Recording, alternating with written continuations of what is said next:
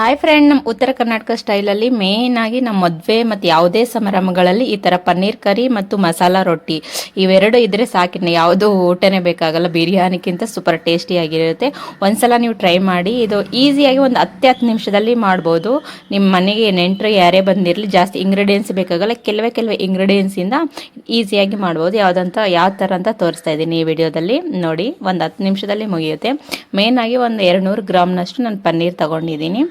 ಎರಡು ಆನಿಯನ್ ತಗೊಂಡಿದ್ದೀನಿ, ಒಂದು ಟೊಮೊಟೊ, ಮತ್ತು ಸ್ವಲ್ಪ ಒಂದು 4-5 ಗೋಡಂಬಿ, ಅದಕ್ಕೆ ತಕ್ಕಷ್ಟು ಕೊತ್ತಂಬರಿ ತೊಗೊಂಡಿದ್ದೀನಿ ಸ್ವಲ್ಪ ಅಷ್ಟೇನು.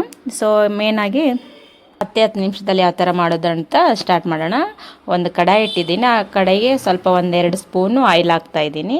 ಸೊ ಸ್ವಲ್ಪ ಬಿಸಿ ಆಗಬೇಕು ಆಯಿಲು. ಎಷ್ಟು ಬಿಸಿ ಆಯಿಲ್ ಸರಿಯಾಗಿ ಬಿಸಿ ಆಗಲಿಲ್ಲ ಅಂದ್ರೂ ಚೆನ್ನಾಗಿ ಬೇಯಿಸ್ಕೊಳ್ಳಲ್ಲ. ಸೊ ಹಂಗಾಗಿ ಒಂದು ಆಯಿಲ್ ಬಿಸಿ ಆದ ನಂತರ ಆನಿಯನ್ ಹಾಕಿದೆ 2 ಥರ. ಯಾಕಂದರೆ ಫಸ್ಟ್ ಇದು ಹುರ್ಕೋಬೇಕು ಪೇಸ್ಟ್ ಮಾಡೋಕ್ಕೆ ಅಷ್ಟೇ. ಇದರಲ್ಲಿ ಏನು ಮೇನ್ ಅಂದರೆ ಪೇಸ್ಟ್ ಮಾಡೋಕ್ಕೆ ಹುರ್ಕೋಬೇಕು.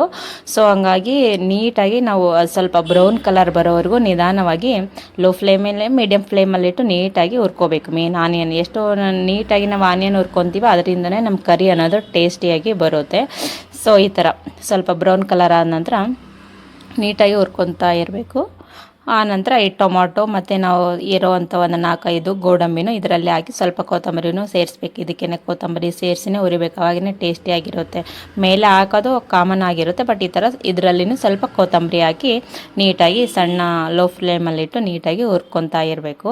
ನಾನು ತೋರಿಸ್ತಾ ಇದ್ದೀನಲ್ವ. ಸೊ ಆ ಥರ ಮೇನಾಗಿ ಮತ್ತು ನೀವು ಖಾರ ಉಪ್ಪು ಏನು ತೋರಿಸ್ಲಿಲ್ಲ ಅಂದ್ಕೋಬೇಡಿ. ಕಾಮನ್ ಆಗಿ ನಾವು ಏನೇ ಅಡುಗೆ ಮಾಡಿದರೂ ಮೇನಾಗಿ ಅರಿಶಿಣ, ಖಾರ, ಉಪ್ಪು ಅಷ್ಟೇ.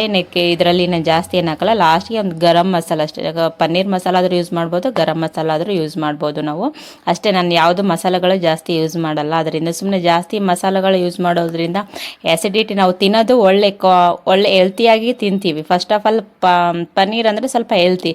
ಸೊ ನಾವು ಮಸಾಲೆ ಎಲ್ಲ ಸೇರಿಸ್ಬಿಟ್ಟು ಅದಕ್ಕೆ ಮತ್ತು ನಾವು ಚೆನ್ನಾಗಿರಲ್ಲ. ಅದು ಮಸಾಲೆಗಳೆಲ್ಲ ಜಾಸ್ತಿ ಯೂಸ್ ಮಾಡೋದ್ರಿಂದ ಆ್ಯಸಿಡಿಟಿ ಆಗುತ್ತೆ. ಅದಕ್ಕೆ ನಾವು ಹೆಲ್ತಿ ಥರನೇ ತಿನ್ನೋದು. ಜಸ್ಟ್ ಈ ಥರ ನೋಡಿ ನಾನು ತೋರಿಸ್ತಾ ಇದ್ದೀನಲ್ವ, ಆ ಥರ ನೀಟಾಗಿ ಅದು ಫ್ರೈ ಆಗಿದೆ, ಎಲ್ಲ ಮೆತ್ತಗಾಗಿದೆ ಅಲ್ವಾ. ಸೊ ಆವಾಗ ನಾವು ಮಿಕ್ಸರ್ ಜಾರಿಗೆ ಮಿಕ್ಸ್ಗೆ ಹಾಕ್ಕೊಂಬರ್ಬೇಕು. ಇನ್ನು ಅಷ್ಟೇ. ಅದು ಮಿಕ್ಸಿಗೆ ಹಾಕೋಕ್ಕಿಂತ ಮುಂಚೆ ಸ್ವಲ್ಪ ತಣ್ಣಗಾಗಲಿ. ಅಷ್ಟೊತ್ತಿಗಲ್ಲೇ ನಾವು ಸ್ವಲ್ಪ ಪನ್ನೀರನ್ನು ಫ್ರೈ ಮಾಡ್ಕೊಳ್ಳೋಣ. ಅದೇ ಬಾಣಲಿಗೆ ನಾನು 1 ಸ್ಪೂನಷ್ಟು ಆಯಿಲ್ ಹಾಕಿದ್ದೀನಿ. ಅದಕ್ಕೆ ಸ್ವಲ್ಪ ಅರಿಶಿಣ, ಸ್ವಲ್ಪ ಅಂದರೆ ಸ್ವಲ್ಪ ಉಪ್ಪು ಹಾಕಬೇಕು.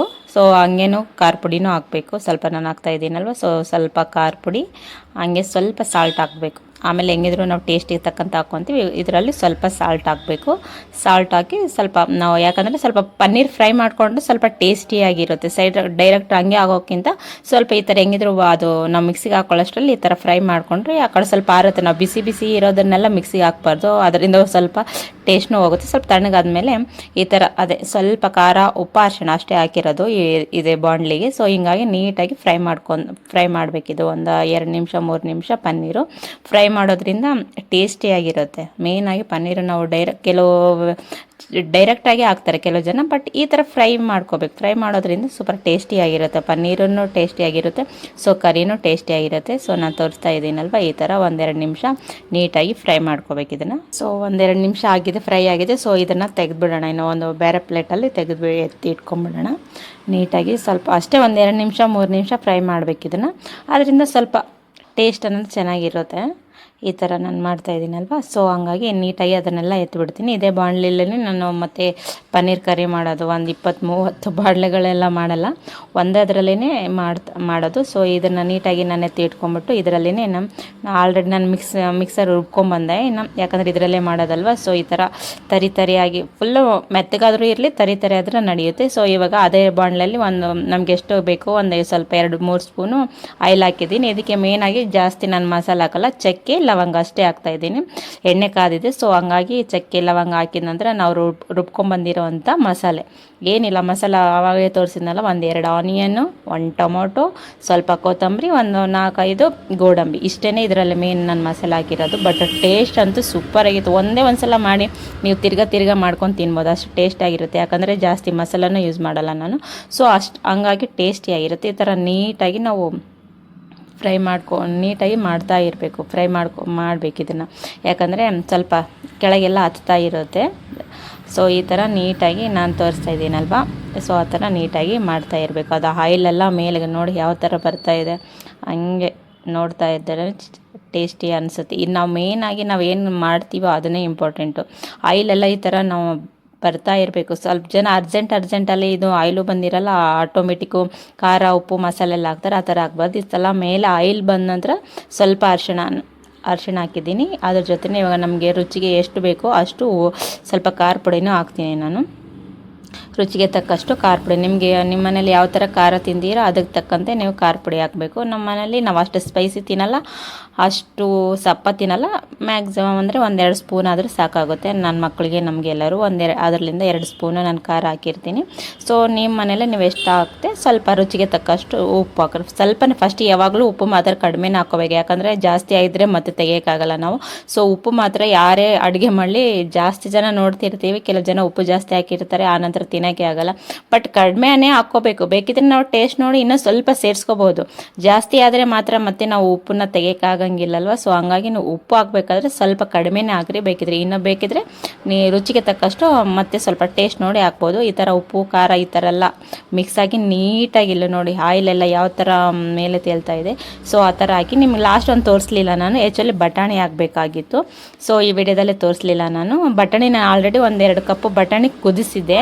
ಸೊ ಅದನ್ನು ಡೈರೆಕ್ಟಾಗಿ ಇದರಲ್ಲಿ ಹಾಕ್ಬಿಟ್ಟು ನೀಟಾಗಿ ಈ ಥರ ಕಲಿಸ್ತಾ ಇರೋದು ಅಷ್ಟೇ. ಇನ್ನು ಬಟಾಣಿ ಇಂಟ್ರೆಸ್ಟ್ ಇದ್ದವರು ಬಟಾಣಿ ಹಾಕೋಬೋದು, ಇಂಟ್ರೆಸ್ಟ್ ಇಲ್ಲಾಂದ್ರೂ ಬಟಾಣಿ ಸ್ಕಿಪ್ ಮಾಡ್ಬೋದು. ಸ್ವಲ್ಪ ನಮ್ಮ ಪನ್ನೀರ್ 200 ಗ್ರಾಮ್ ಇರೋದ್ರಿಂದ ಸ್ವಲ್ಪ ಬಟಾಣಿ ಸೇರಿಸಿದರೆ ಗ್ರೇವಿ ಜಾಸ್ತಿ ಆಗುತ್ತಂತ ಬಟಾಣಿ ಹಾಕಿರೋದು ಅಷ್ಟೇ. ಬಟ್ ಪನ್ನೀರೇ ಜಾಸ್ತಿ ಇದ್ದರೆ ಬಟಾಣಿ ಹಾಕೋ ಅವಶ್ಯಕತೆ ಇರಲ್ಲ. ಸೊ ನನ್ನ ಮಕ್ಕಳಿಗೆ ಬಟಾಣಿ ಅಂದರೆ ತುಂಬ ಇಷ್ಟ. ಸೊ ಹಂಗಾಗಿ ನಾನು ಬಟಾಣಿ ಸೇರಿಸಿದ್ದೀನಿ 1-2 ಕಪ್ಪು. ಅದನ್ನು ವಿಸಿಲ್ ಹಾಕ್ಸ್ಕೊಂಡಿನೇ ಇದರಲ್ಲಿ ಡೈರೆಕ್ಟ್ ಹಸಿ ಬಟಾಣಿ ಆದರೂ ಪರವಾಗಿಲ್ಲ, ವಿಸಿಲ್ ಹಾಕ್ಸಿನೇ ಹಾಕ್ಕೋಬೇಕು. ಯಾಕಂದರೆ ಸ್ವಲ್ಪ ಅವು ಬೆಂದಿರಲ್ಲ, ಇಲ್ಲಾಂದರೆ ಸ್ವಲ್ಪ ಹೊಟ್ಟೆ ನೋವು ಹಂಗೆ ಬರುತ್ತೆ ಮಕ್ಕಳಿಗೆ. ಸೊ ಆ ನಂತರ ಇವು ಸ್ವಲ್ಪ ಕುದಿಸಿದ ನಂತರ ನಾನು ಫ್ರೈ ಮಾಡ್ಕೊಂಡಿರೋ ಪನ್ನೀರು ಹಾಕಿರೋದು ಅಷ್ಟೇ. ಏನು ಹಾಕ್ಬಿಟ್ಟು ಒಂದು ನೀಟಾಗಿ ಕಲಿಸ್ತಾ ಇರೋದು. ನೋಡ್ತಾ ಇದ್ರೆ ಯಮ್ಮಿ ಟೇಸ್ಟಿಯಾಗಿ, ನಾನು ಇದರಲ್ಲಿ ನೀವು ನೋಡಿದ್ದೀರಾ.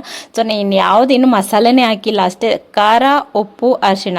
ಮೇಯ್ನಾಗಿ ನಾವು ಖಾರ ಉಪ್ಪು ಅರಿಶಿಣ ಎಷ್ಟು ಕರೆಕ್ಟಾಗಿ ಹಾಕ್ತೀವೋ ಅದರಿಂದನೇ ರುಚಿಯಾಗಿ ಬರೋದು. ಯಾವುದೇ ಪಲ್ಯಗಳು ಮಾಡಲಿ ನಾವು ಕಾಮನ್ನಾಗಿ ಏನೇನೋ ಮಸಾಲೆಗಳು ಹಾಕ್ಕೊಂಡು ಟೇಸ್ಟ್ ಬರುತ್ತೆ ಹಂಗೇನಿಲ್ಲ. ನಾವು ರುಚಿ ಬರಬೇಕಂದ್ರೆ ಮೇಯ್ನಾಗಿ ಖಾರ ಉಪ್ಪು ಅರಿಶಿಣ ಕರೆಕ್ಟಾಗಿದ್ದರೆ ಎಲ್ಲ ಪಲ್ಯಗಳು ರುಚಿಯಾಗಿ ಬರುತ್ತೆ. ನಾನು ನೋಡ್ತಾ ಇದ್ದೀರಲ್ಲ.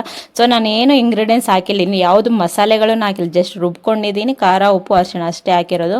ಸೊ ನೋಡ್ತಾ ಇದ್ದೀರಲ್ಲ, ಸೂಪರ್ ಅಂದರೆ ಸೂಪರ್ ಟೇಸ್ಟಿ ಆಗಿರುತ್ತೆ. ಈ ಥರ ಇಷ್ಟೇ ತಿನ್ಬೋದು.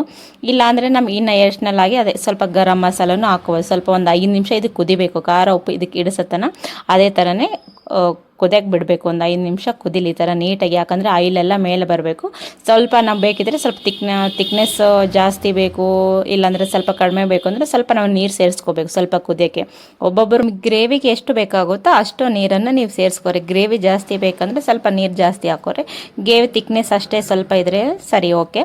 ಬಟ್ ಲಾಸ್ಟಾಗಿ ನಾನು ಯಾವುದು ಮಸಾಲೆ ಹಾಕಿಲ್ಲಲ್ಲ, ಸೊ ಹಂಗಾಗಿ ನಾನು ಸ್ವಲ್ಪ ಅಂದರೆ ಸ್ವಲ್ಪ 1-2 ಸ್ಪೂನ್ ಅಷ್ಟು ಗರಂ ಮಸಾಲ ಹಾಕ್ತಾ ಇದ್ದೀನಿ. ಸೊ ಇದು ನೀವು ಇಂಟ್ರೆಸ್ಟ್ ಇದ್ರೆ ಗರಂ ಮಸಾಲ ಹಾಕ್ಬೋದು, ಇಲ್ಲಾಂದರೆ ಪನ್ನೀರ್ ಮಸಾಲೆಲ್ಲ ಸಿಗುತ್ತೆ ಅಂಗಡಿಗಳೆಲ್ಲ. ಸೊ ಪನ್ನೀರ್ ಮಸಾಲೆನ ಹಾಕೋಬೋದು, ಅದರಿಂದನೂ ಟೇಸ್ಟಿಯಾಗಿ ಬರುತ್ತೆ. ನಾನು ಪನ್ನೀರ್ ಮಸಾಲೆ ಏನು ಯೂಸ್ ಮಾಡ್ತಾ ಇಲ್ಲ. ಸೊ ಗರಂ ಮಸಾಲನೇ ಇತ್ತು ನಮ್ಮ ಮನೇಲಿ. ಸೊ ಹಂಗಾಗಿ ನಾನು ಗರಂ ಮಸಾಲ ಅಷ್ಟೇ ಯೂಸ್ ಮಾಡ್ತಿದ್ದೀನಿ. ಲಾಸ್ಟ್ ಕೊನೆಯದಾಗಿ ಸ್ವಲ್ಪ ಇದು ಗರಂ ಮಸಾಲ ಕುದಿಬೇಕಾದ್ರೆ ಲಾಸ್ಟ್ ಅಂದರೆ ಟೇಸ್ಟಿಯಾಗಿ ಇನ್ನೂ ಸ್ವಲ್ಪ ಬರೋಕ್ಕೆ ಕಸ್ತೂರಿ ಮೆಂತಿ ಅಂತ ಕಂಪಲ್ಸರಿ ಆಗಬೇಕು. ಈ ಪನ್ನೀರ್ ಗ್ರೇವಿಗೆ ಮೇನ್ ಆಗಿ ಕಸ್ತೂರಿ ಮೆಂತಿ. ಸೊ ಒಣ ಕಸ್ತೂರಿ ಮೆಂತಿ ಎಲ್ಲ ಅಂಗಡಿಗಳೆಲ್ಲ ಸಿಗುತ್ತಲ್ಲ, ಸೊ ಅದನ್ನು ಸ್ವಲ್ಪ ನಾವು ಫ್ರೆಶ್ ಥರ ಮಾಡಿಬಿಟ್ಟು ಕೈಯಿಂದನೇ ಸೊ ಈ ಥರ ಹಾಕಬೇಕು. ಒಬ್ಬೊಬ್ಬರು ಮತ್ತು ಇದಕ್ಕೆ ಫ್ರೆಶ್ ಕ್ರೀಮ್ ಅಂತಲೂ ಹಾಕ್ತಾರೆ. ಸೊ ಇಂಟ್ರೆಸ್ಟ್ ಇದ್ದವರು ಫ್ರೆಶ್ ಕ್ರೀಮ್ನೂ ಹಾಕ್ಬೋದು, ಅವೈಲೇಬಲ್ ಇದ್ದವರು. ಸೊ ನಾನೇನು ಇಷ್ಟೇ ಹಾಕೋದು, ಬಟ್ ಇಷ್ಟೇ ಹಾಕಿದ್ರೂ ಟೇಸ್ಟಿಯಾಗಿರುತ್ತೆ. ಸೊ ನೀವು ಒಂದು ಸಲ ನಿಮ್ಮ ಮನೇಲಿ ಟ್ರೈ ಮಾಡಿ, ನಿಜವಾಗ್ಲೂ ಸೂಪರ್ ಟೇಸ್ಟಿಯಾಗಿರುತ್ತೆ. ಬಟ್ ಟ್ರೈ ಮಾಡಿ ಒಂದ್ಸಲ ಕಮೆಂಟ್ ಮಾಡಿ ಯಾವ ಥರ ಬಂದಿತ್ತು, ಯಾವ ಥರ ಟೇಸ್ಟಿ ಆಗಿತ್ತು, ಟೇಸ್ಟಿ ಆಗಿಲ್ಲ ಅಂತೇಳಿ ನೋಡಿ. ಇಷ್ಟೇ, ಇನ್ನು ಅದು ಕಸ್ತೂರಿ ಮೆಂತಿ, ಸೊ ಸ್ವಲ್ಪ ಗರಂ ಮಸಾಲ ಹಾಕಿದ್ದೀನಿ. ಒಂದು 5 ನಿಮಿಷ ಇದೇ ಥರ ಕುದಿಯೋಕೆ ಬಿಡೋಣ. ಸೊ ಇನ್ನು ಪನ್ನೀರು ಕರಿನ ರೆಡಿ ಆಗುತ್ತೆ 2 ನಿಮಿಷದಲ್ಲಿ. ಇನ್ನು ನಿಮ್ಮ ಮನೇಲಿ ನೆಂಟರು ಬರಲಿ ಯಾರೇ ಬರಲಿ ಈ ಥರ ಒಂದು ಸಲ ಮಾಡ್ಕೊತೀನಿ, ಸೂಪರ್ ಟೇಸ್ಟಿಯಾಗಿರುತ್ತೆ. ಆಯ್ತು, ನಾನು ನಿಮ್ಗೆ ಗ್ಯಾಸ್ ಆಫ್ ಮಾಡಿದ್ದೀನಿ. ಇನ್ನು ಕೊನೆಯದಾಗಿ ಇನ್ನು ಕೊತ್ತಂಬರಿ ಹಾಕ್ಬಿಟ್ರೆ ಮುಗೀತು, ಫಿನಿಶ್. ಇನ್ನು ಸೊ ಈ ವಿಡಿಯೋ ಯಾರ್ಯಾರು ನೋಡ್ತಾ ಇದ್ದೀರಾ ಎಲ್ಲರಿಗೂ ಥ್ಯಾಂಕ್ ಯು ಸೋ ಮಚ್. ಇನ್ನು ನನ್ನ ಚಾನಲ್ ಯಾರು ಸಬ್ಸ್ಕ್ರೈಬ್ ಮಾಡೋದೇ ನೋಡ್ತಾ ಇದ್ದೀರಾ ದಯವಿಟ್ಟು ಸಬ್ಸ್ಕ್ರೈಬ್ ಮಾಡ್ಕೊಳ್ಳಿ. ನೆಕ್ಸ್ಟ್ ವಿಡಿಯೋದಲ್ಲಿ ನಾನು ನಮ್ಮೂರು ಮದುವೆ ಸಂಭ್ರಮಗಳಲ್ಲಿ ಮೇಯ್ನಾಗಿ ನಾವು ಮಸಾಲೆ ರೊಟ್ಟಿ ಮಾಡ್ತೀವಿ, ಖಡಕ್ ಮಸಾಲೆ ರೊಟ್ಟಿ ಯಾವ ಥರ ಮಾಡೋದು ಅಂತ ನಾನು ನೆಕ್ಸ್ಟ್ ವಿಡಿಯೋದಲ್ಲಿ ಹೇಳ್ತೀನಿ. ಸೊ ಈ ವಿಡಿಯೋ ನೋಡೋದಕ್ಕಾಗಿ ಥ್ಯಾಂಕ್ ಯು ಸೋ ಮಚ್. ಇನ್ನು ಯಾರ್ಯಾರು ನಾನು ಸಬ್ಸ್ಕ್ರೈಬ್ ಮಾಡಿ ಈ ವಿಡಿಯೋಗೆ ಲೈಕ್